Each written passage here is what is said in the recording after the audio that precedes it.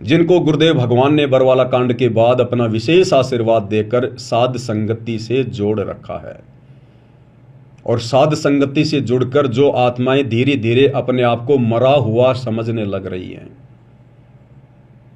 जिन आत्माओं को अपनी भक्ति और मर्यादाओं के अलावा किसी भी चीज की कोई विशेष चिंता नहीं है, जिन्होंने अपना एक ही टारगेट बना लिया, अब की बार 84 से पार, तो ये विशेष संदेश उन्हीं आत्माओं को समझ में आएंगे।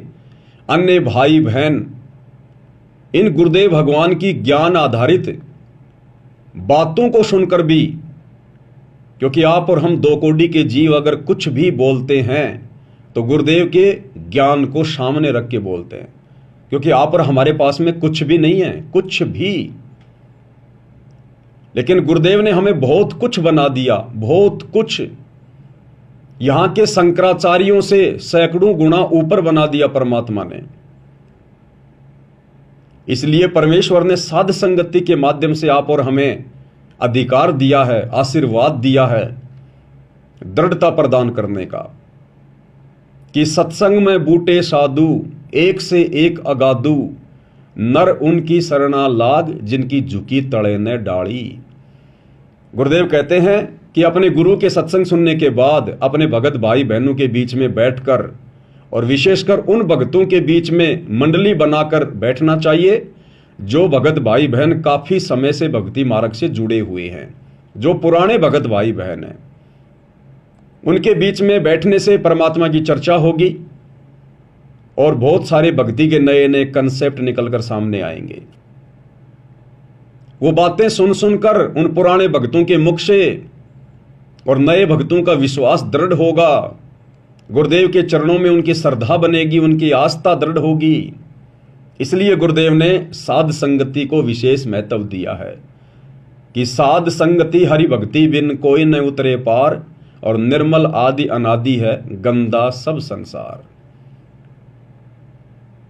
तो भाई और बहनों, अब आप विचार करो, थोड़ा सा कॉमन सेंस का इस्तेमाल करो कि वर्तमान में गुरुदेव भगवान का सत मिशन, उनका 13वां यथार्थ कबीर पंथ कहां से चल रहा है। क्योंकि गुरुदेव भगवान ने जो भी कुछ कहना था, जो बताना था, हमें जो मार्गदर्शन देना था, सब कुछ दे दिया सत्संगों के माध्यम से। और हमारी परीक्षा के लिए, हमारे को जांचने के लिए, परखने के लिए, जैसे हीरे को जांचा जाता है, परखा जाता है, अहरण के ऊपर रख के घण की चोट मारी जाती है, अगर जरा भी अगर वो टूट जाता है, वो किरच हो जाता है, तो वो 2 आने का भी नहीं, उसको फेंक दिया जाता, कोडियों के भाव जाता, कोडियों के भाव। और जिसके ऊपर घण की चोटों पे चोट मारने के बाद भी अगर वो टूटता नहीं है, निशान भी नहीं पड़ता है, तो उसकी कीमत करोड़ों में होती है। तो 2014 बरवाला कांड के बाद का जो समय है, ये समय गुरुदेव अपने हीरों को परख रहे हैं हिसार जेल में जाकर बैठकर। तो गुरुदेव भगवान तो बैठ गए जाकर हिसार जेल में। अब पीछे क्या है? पीछे ये सतलोक आश्रम है। संगत कहां जाती है? इन आश्रमों में जाती है। तो विचार करो, गुरुदेव का मिशन चल कहां से रहा वर्तमान में, क्योंकि गुरुदेव तो जेल में जाकर बैठ गए। और पीछे ये जितने भी सतलोक आश्रम खुले हुए हैं, इन सतलोक आश्रमों के संचालकों की, गुरुदेव के परिवार की, इन कोऑर्डिनेटरों की एक की भी मर्यादा सुरक्षित नहीं है। गुरुदेव ने हमें जो मार्ग दिखाया, जो मर्यादा बताई, ये लोग लगातार उसकी धज्जियां उड़ा रहे हैं। इस भक्ति मार्ग में राजनीति का समावेश इन लोगों ने कर दिया।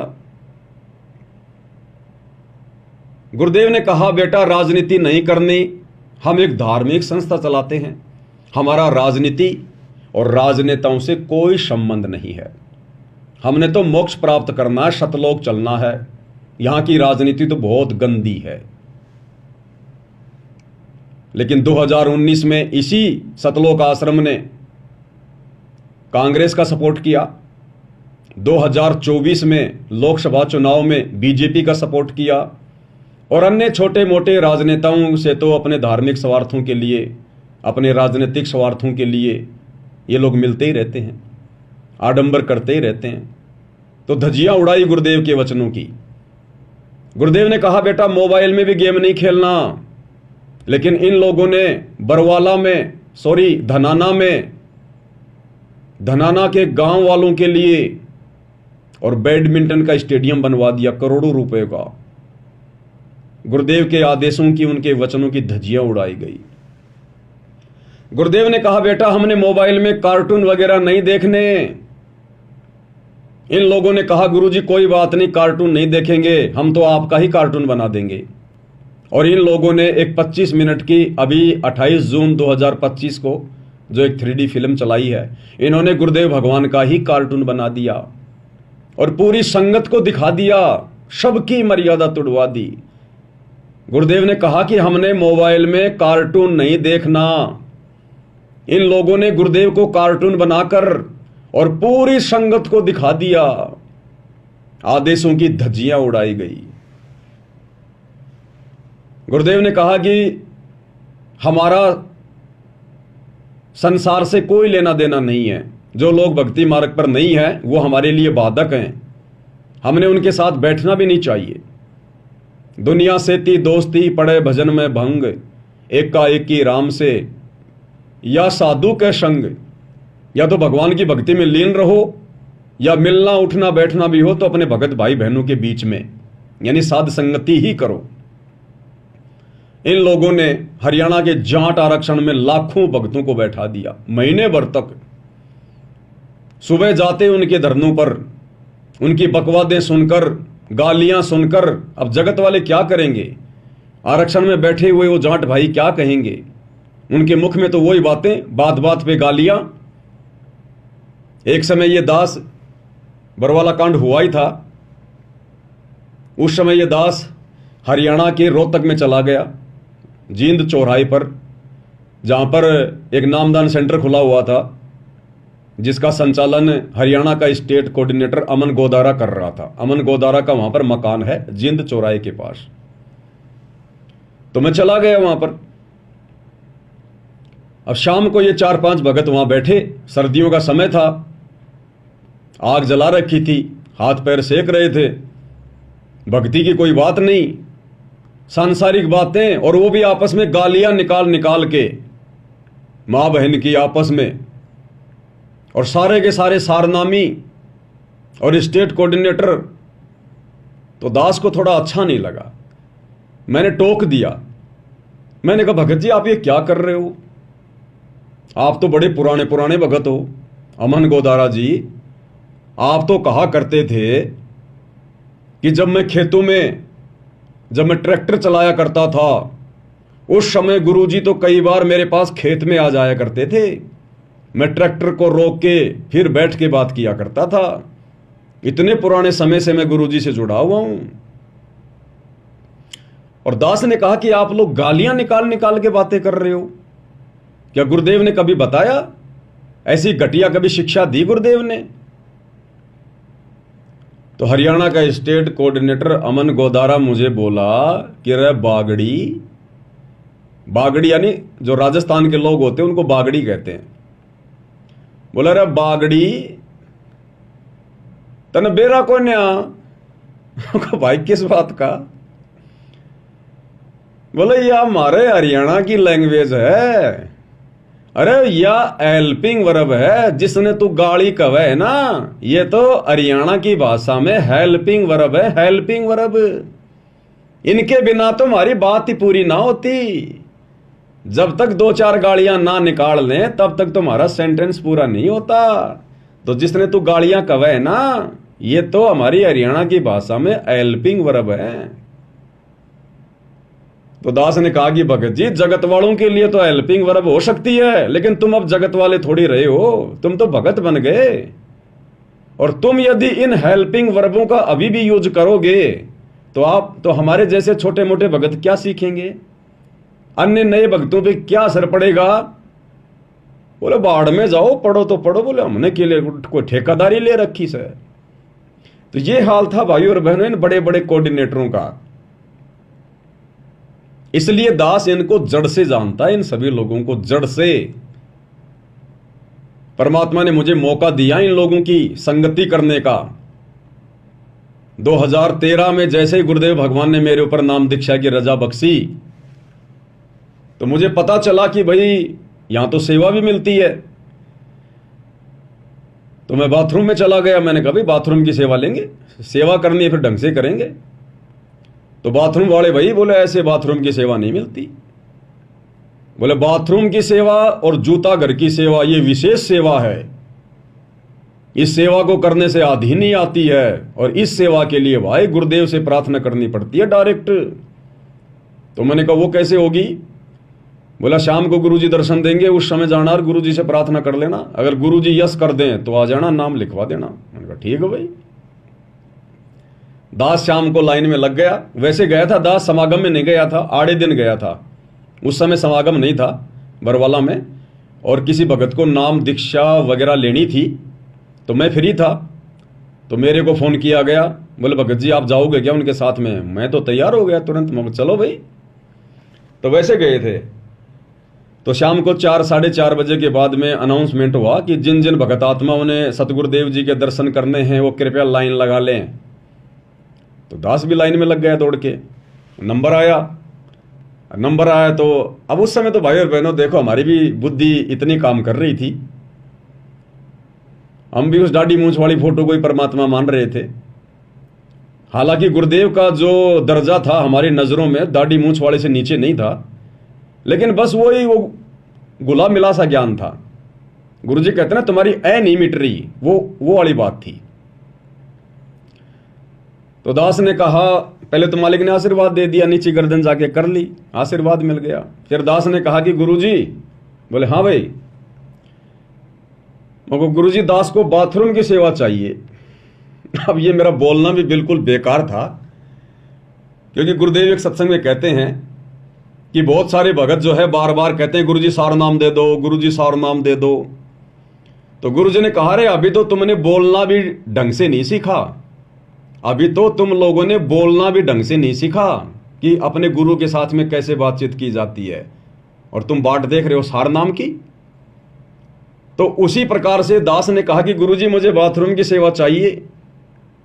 अब ये हो गया एक प्रकार से आदेश हो जाता है कि मुझे बाथरूम की सेवा चाहिए। लेकिन भाई और बहनों उस समय ज्ञान नहीं था, बिल्कुल भी नए नए जुड़े थे, 2013 की बात है। अब 2-4-5 महीने में कहां से ज्ञान हो जाएगा। लेकिन मालिक तो अंतर्यामी है, जानी जान है, परमात्मा तो हमारे भाव देखता है। तो गुरुदेव ने कहा कि बेटा कहां से है? अब उस समय यह भी नहीं पता था कि भाई गुरुजी अंतर्यामी है।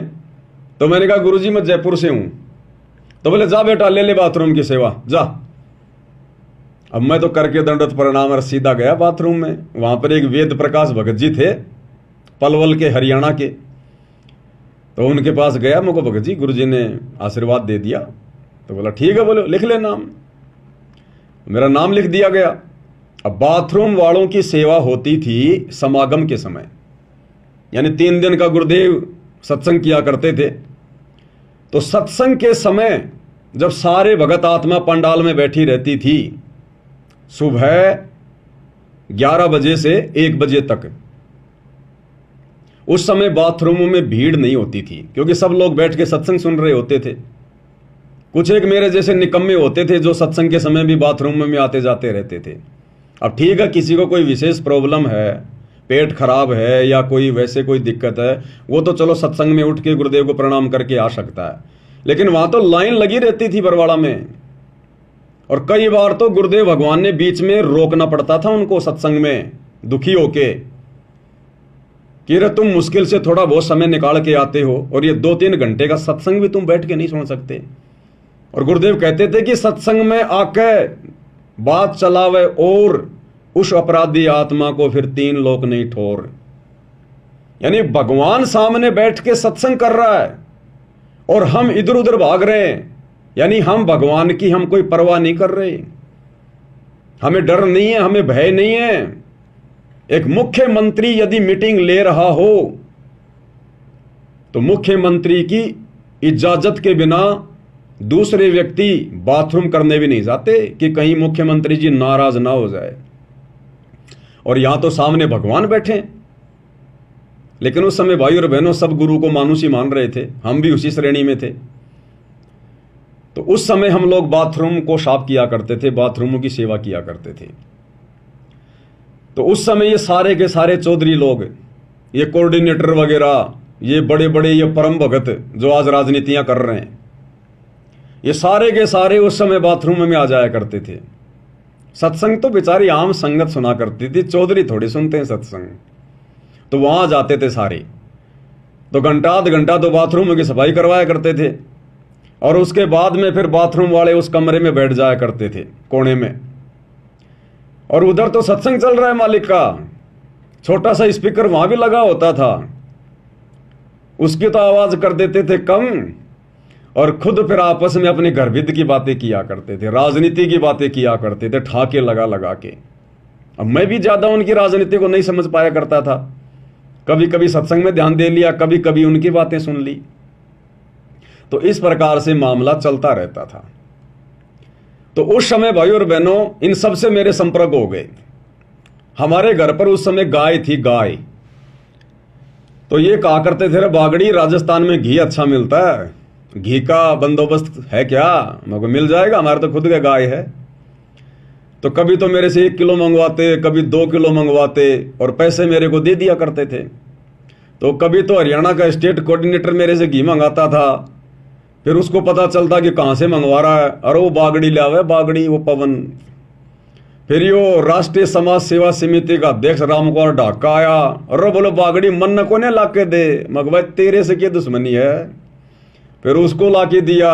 ऐसे कईयों को मैं वहां घी ला के दिया करता था। तो इनसे मेरी अच्छी खासी जान पहचान सी हो गई थी। तो इनके आचार विचार व्यवहार का भाई और बहनों कितना ये गुरु जी को मानते थे, पहचानते थे। क्योंकि हम तो चलो नए थे उस समय, साल भर भी नहीं हुई थी, लेकिन ये लोग तो 10-10 साल से, 15-15 साल से जुड़े हुए थे। तो आज इनका वो आचरण, वो रवैया, कितना इन्होंने गुरु जी को जाना पहचाना, आज भली बात समझ में आ रहा है। आज कि आज भी ये लोग गुरु जी को मानुष ही मान रहे हैं। तो गुरुदेव के जेल जाने के बाद इन्होंने उनके हर प्रकार के नियमों की, मर्यादाओं की धज्जियां उड़ा रखी है, धज्जियां। इसलिए भाई और बहनों, दास ने उसको समझाया कि भगत जी, आम जगत वाला तो गालियां निकाल सकता है बातचीत में, लेकिन भगतों ने नहीं निकालनी चाहिए। बोले ना भाई ना, जब तक गाली ना निकाल हमारी बात ही पूरी नहीं होती। तो इस प्रकार से भाई और बहनों, दास पहले इनकी कुसंगति का शिकार था, और शायद परमात्मा ने इसीलिए दास को इनके नजदीक जाने का मौका दिया, ताकि आगे चलकर परमात्मा ने बरवाला कांड के बाद में दास को निमित्त बनाना था, निमित्त साध संगतियों के लिए। और इनके आचरण से परमात्मा ने मुझे पहले ही परिचित करवा रखा था। और उसके बाद जब ये सरेआम गलतियां करने लग गए गुरुदेव की गैर हाजिरी में, तो फिर तो विश्वास दृढ़ हो गया कि ये तो वास्तव में बकवादी आदमी है, ये तो काल की आत्माएं हैं, ये सतगुरु के अंश नहीं है, खाली दिखावे के भगत हैं, दिखावे के भगत हैं। और आज देख लो इनका मनमाना आचरण आज सबके सामने है, सबके सामने। तो भाई और बहनों, ये जो विशेष संदेश हैं, ये केवल परमात्मा अपनी विशेष आत्माओं के लिए हिसार जेल से भेज रहे हैं, उनको दृढ़ करने के लिए। अन्यथा ये विशेष संदेश इन आश्रम वालों के बिल्कुल भी पल्ले नहीं पड़े। इनके अंदर गुरुदेव भगवान ने जो संकेत वगैरह जो छुपा रखे हैं, जो गूढ़ बातें छुपा रखी हैं, जिसको सुन सुनकर आप और हमारा विश्वास आसमान में जा रहा है, और इनको पता भी नहीं है कि इनके अंदर क्या अमृत छुपा हुआ है। आज इन विशेष संदेशों के ऊपर निष्कर्ष केवल आप और हम सत्सेवक भाई बहनें निकाल पा रहे हैं। इनकी तो वही दिनचर्या है जो इन जगत वालों की है। जैसे परमात्मा कहते हैं ना कि कोयल की आवाज सुनकर कोयल के बच्चे तो कान खड़े कर लेते हैं, और जो कौवे वाले हैं उनके असर भी नहीं होता। तो अपनी माता के ये विशेष संदेश सुनकर सतगुरु रामपाल जी भगवान के, क्योंकि ये अपनी माँ है, ये सारे जगत की अम्मा है, असल में यही तो जगदम्बा है। हम जगदम्बा सुन के और दुर्गा जी का ध्यान कर लेते हैं, नहीं। दास ने आपको पहले भी बताया था, इस काल ने इस प्रकार के जितने भी नाम हैं, राम, कृष्ण, ब्रह्मा, विष्णु, महेश, महादेव, ये सारे नाम इस काल ने अपने परिवार के लोगों के रख दिए, अपने तीनों बेटों के, फिर उनके जो अवतार जाते हैं उनके, अपनी पत्नी दुर्गा के, ताकि ये संसार इन्हीं में उलझा रहे। जबकि ये सारे के सारे नाम इस कबीर भगवान सतगुरु रामपाल जी के उपमात्मक नाम है। उपमात्मक नाम, जैसे जल के उपमात्मक नाम होते हैं, नीर, पानी, इस प्रकार से। तो ये जगदम्बा जो नाम है, ये कबीर भगवान सतगुरु रामपाल जी की उपमात्मक उस पदवी का नाम है। हमें गुरुदेव भगवान मंगलाचरण में बताते हैं, सुनाते हैं कि जगदम्बा जगदीशम और मंगल रूप मुरारी, तन मन अर्पूं शीसम भक्ति मुक्ति भंडारी। जगदम्बा जगदीशम, जगदम्बा जगत प्लस अम्मा। यथार्थ भक्ति बोध के सरलार्थ में जब हम वीडियो बना रहे थे तो गुरुदेव ने क्या वहां पर लिखा है, जगदम्बा का जगत प्लस अम्मा, यानी जो सारे संसार की मां है, जो सारे संसार का धारण पोषण जो करता है, असल में वो जगदम्बा है। तो कौन करता है? कबीर भगवान सतगुरु रामपाल जी। तो ये जगदम्बा शब्द भी गुरुदेव भगवान के लिए है, इस कबीर परमात्मा के लिए है। तो अपनी मां की भाषा को उसके बच्चे ही समझ सकते हैं। तो इन विशेष संदेशों को केवल उनकी विशेष आत्माएं, सत्सेवक भाई बहन ही समझ रहे हैं, अपने जीवन में लागू भी कर रहे हैं, अमल भी कर रहे हैं। तभी तो हमारा विश्वास बढ़ता जा रहा है, हमें आज इतनी दृढ़ता प्राप्त है। इस बेचारी नादान संगत को तो आप और हमारे जैसे भगत भाई बहनों ने ही मूर्ख बना दिया, मूर्ख बना दिया। गुरुदेव की आड़ में मर्यादाएं तोड़वा दी, राजनीतियां करवा दी। और आप और हम आत्माओं को ये काल भी नहीं मूर्ख बना पा रहा, ये काल भी डगमग नहीं कर पा रहा। कितनी कोशिशें की इसने, साध संगतियों को बिगाड़ने की, तोड़ने की, गंदगी फैलाने की, लेकिन इसकी पार नहीं बसाई। हर बार जितनी भी कोशिश इसने आश्रम वालों के माध्यम से की, उतनी बार परमात्मा ने साध संगतियों को आगे बढ़ाया। दास जेल गया, एक बार तो लगा कि साध संगतियां भाई खत्म हो गई, लेकिन जैसे 2-2.5 महीने बाद वापस आया, आज देखो ऐसा लगता है पहले तो साध संगतियां कुछ भी नहीं थी, जो पिछले 2 साल में परमात्मा ने दया करी है। 2 साल में गुरुदेव भगवान ने अपनी सभी पुस्तकों के ऊपर वीडियो बनवा दिए, साध संगति की ओर ना जाने कितने वीडियो बनवा दिए, विशेष संदेशों के ऊपर वीडियो बन रहे हैं। तो ये परमेश्वर का मिशन है, ये सत्य मिशन है। तो इसलिए आप और भगत भाई बहनों ने विचार करना चाहिए कि गुरुदेव का असल में मिशन चल कहां से रहा है। क्योंकि गुरुदेव तो जाकर जेल में बैठ गए, इधर ये आश्रम वाले गुरुदेव के मिशन को ये पाताल में लेके जा रहे हैं। यानी मिशन को आगे बढ़ाना वो होता है जब आप अपने गुरुदेव भगवान के मार्ग को, उनकी भक्ति को आप आगे बढ़ाएं, आप खुद भी भक्ति पर दृढ़ हों और अपने अन्य भगत भाई बहनों को भी दृढ़ता प्रदान करें। भाई बहनों का विश्वास गुरुदेव में बढ़ता ही चला जाए, ये होता है मिशन को आगे बढ़ाना। और इन लोगों ने तो गुरुदेव की सारी मर्यादाओं की धज्जियां उड़ा दी। तो गुरुदेव तो बैठे हिसार जेल में, और लोग जो अनजाने में समझ रहे हैं कि इन सतलोक आश्रमों से मिशन आगे बढ़ रहा है, इन्होंने तो रॉकेट का मुंह नीचे कर रखा है, जमीन की तरफ कर रखा है। अरे इस प्रकार से मिशन थोड़ी आगे बढ़ेगा गुरुदेव का, राजनीतियों के सहारे, जगत वालों के सहारे, दोगलेबाजी के सहारे। स्टेडियम तुमने बनवा दिए, राजनीतियां तुमने करवा दी, भक्तों से आन उपासना तुमने करवा दी, नकली कबीरपंथियों की जयंतियों में सिरसा में और परशुराम की जयंती में भेजकर आन उपासना तुम लोगों ने करवा दी, जो कि सबसे बड़ा अपराध है। अयोध्या में जाकर राम पुजारियों के लिए भंडारा लगा के आन उपासना में सहयोग तुम लोगों ने करवा दिया। जगत वालों के साथ हरियाणा के जाट आरक्षण में तुम लोगों ने भक्तों को बैठा दिया। गुरुदेव कहते हैं सुपात्र को दान करना चाहिए, सुपात्र केवल गुरु है। तुम लोगों ने भक्तों का ज्योति पाठ का दान उन जाट आरक्षण में उन कुपात्रों को दे दिया करोड़ों में। गुरुदेव कहते हैं भक्तों ने भक्तों की संगति करनी चाहिए। तुमने भक्तों को राजस्थान के गैंगस्टर आनंदपाल सिंह की सीबीआई जांच के समर्थन में बैठा दिया, 5 लाख रुपया उनको चंदे के रूप में दे दिया। कभी तुम विश्व हिंदू परिषद और बजरंग दल वालों के साथ मिलकर मुसलमानों का विरोध करते हो। गुरुदेव कहते हैं कि सब हमारे भाई बहन हैं,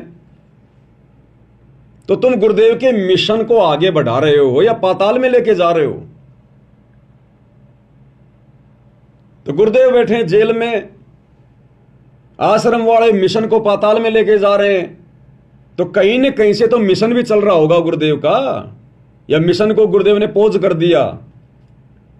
तो ये मिशन गुरुदेव ने चला रखा है, ये मिशन बंद नहीं हो सकता जो समय गुरुदेव ने निर्धारित कर दिया। तो साध संगति है गुरुदेव का असली मिशन। ये है यथार्थ 13वां कबीर पंथ, जहां आत्माओं को दृढ़ किया जा रहा है, संसार से उल्टा हटाया जा रहा है, भक्तों की रग रग में, रोम रोम में गुरुदेव को परमात्मा के रूप में बैठाया जा रहा है। भक्तों का ध्यान, उनकी सुरती सतलोक में लगाई जा रही है। यह है गुरुदेव का मिशन, काललोक से आत्माओं को बाहर निकालने का मिशन यह है। तो यहां दया कर रखी है गुरुदेव भगवान ने। तो भाइयों और बहनों, अब आप और हम भी इतने नादान, इतने अनजान ना रहें। ये काल ज्यों ज्यों समय आगे बढ़ेगा भी, ये त्यों त्यों ये हो सकता है और गंदगी फैलाने का प्रयास करे, क्योंकि ये नए नए हथकंडे अपनाएगा। इसको चैन बिल्कुल भी नहीं है। इसको पता है कि तेरा भोजन जाएगा, आत्माएं जाएंगी, तो ये हर प्रकार से गंदगी फैलाने का प्रयास करेगा। लेकिन गुरुदेव के आशीर्वाद से अब साध संगति से जुड़ी हुई 90% आत्माएं बिल्कुल दृढ़ हो चुकी हैं। 5-10% तो खैर नए भगत भाई बहनें जुड़ते रहते हैं, इतना जल्दी समझ में नहीं आता है। लेकिन 90% आत्माएं जो लगभग 4-5 साल से साध संगति से जुड़ी हुई हैं, वो बिल्कुल दृढ़ भगत हैं, दृढ़। उनको तोड़ना तो बहुत दूर की बात है, उनको हिलाना भी मुश्किल है, हिलाना भी। लेकिन इसका मतलब ये नहीं कि हम बेखबर हो जाएं। भैया जंग लोहे में भी लग जाती है, चाहे लोहे की कोई गाडर पड़ी है, जंग उसमें भी लग जाती है अगर साफ सफाई नहीं रखी तो हम चाहे कितने दृढ़ हैं, कितना ज्ञान समझ में आ रहा है, अपनी मर्यादाओं के लिए हमने चौकस रहना पड़ेगा, चौकस। ना जाने कब कहां किस बात को लेकर ये काल अपना गेम खेल जाए। तो हर प्रकार से गुरुदेव भगवान के तत्व ज्ञान रूपी अस्त्र शस्त्र हमने सुसज्जित करके रखने। वज्रबान की बोऊं बाड़ी और सतगुरु संत जीत है राड़ी। गुरुदेव का तत्व ज्ञान हमारे लिए ये वज्रबान है, हथियार है। ये लड़ाई हमने ज्ञान आधार से लड़नी है, मर्यादाओं में रहते हुए।